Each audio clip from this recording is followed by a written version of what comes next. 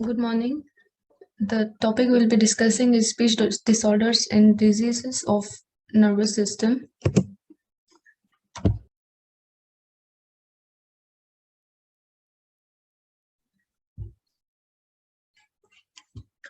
The speech disorders and diseases of nervous system. First is aphasia, second dysarthria, and third anarthria. So, aphasia results from dysfunction of language centers in the cerebral cortex and basal ganglia, or of the white matter pathways that connect them. Cortical areas responsible for language function include posterior superior temporal lobe, which contains the Wernicke's area, the adjacent inferior parietal lobe, and the posterior inferior part of the uh, frontal lobe just anterior to the motor cortex, which is called Broca's area. Then the subcortical connections between those regions. Damage to any part of this roughly triangular area, example by infarct, tumor, trauma, and degeneration, interferes with some aspect of language function. Prosody is usually influenced by both hemispheres but is sometimes affected by dysfunction of the non-dominant hemisphere alone. There are two types of aphasia. First is the receptive, also called sensory fluent or Wernicke aphasia. The patients cannot comprehend words or recognize auditory, visual, or tactile symbols. It is caused by a disorder of posterior superior temporal gyrus of the language dominant hemisphere.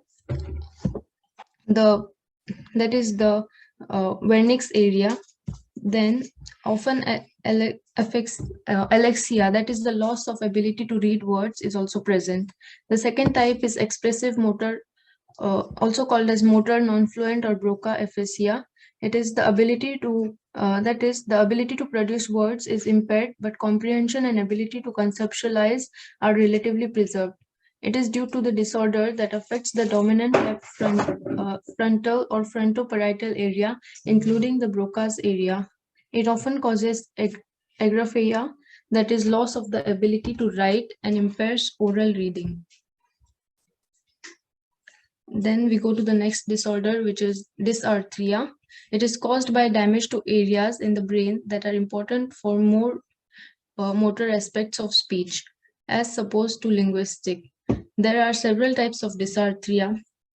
First one is flaccid dysarthria, which is caused due to damage of cranial nerves or regions in the brain stem and midbrain. Then next is spastic dysarthria, which is caused due to damage of motor regions in the cortex on both sides of the brain. Third is ataxic dysarthria, which is caused due to damage of pathways that connect the cerebellum with other regions of the brain. Fourth, hypokinetic dysarthria due to Parkinson's disease. And last is the hyperkinetic dysarthria, which is caused due to damage of the basal ganglia, as illustrated in the picture.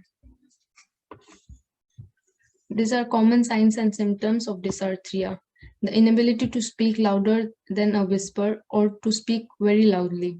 Then abnormal speech rhythm, strained raspy or nasal sounding voice, monotonous speech, uneven speech volume, difficulty in moving the facial muscles or tongue, rapid speech that is difficult to understand, slow or slurred speech.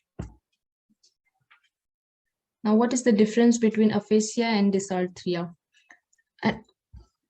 Anarthria and dysarthria are not caused by problems with language comprehension or with problems thinking of or finding the right words. Aphasia, in contrast, is a speech problem that is caused by trouble producing and or understanding speech due to the problems with one or more areas of the brain that are responsible for language. People who experience anarthria have the ability to understand words but are unable to produce understandable speech. Dysarthria, also known as dysarthrosis, partially affects the muscles used for speech production. Anarthria is due to the more significant loss of muscular control of the speech muscles. The muscles involved in speech include the muscles of lips, tongue, mouth, vocal folds, and diaphragm. Thank you. That is all.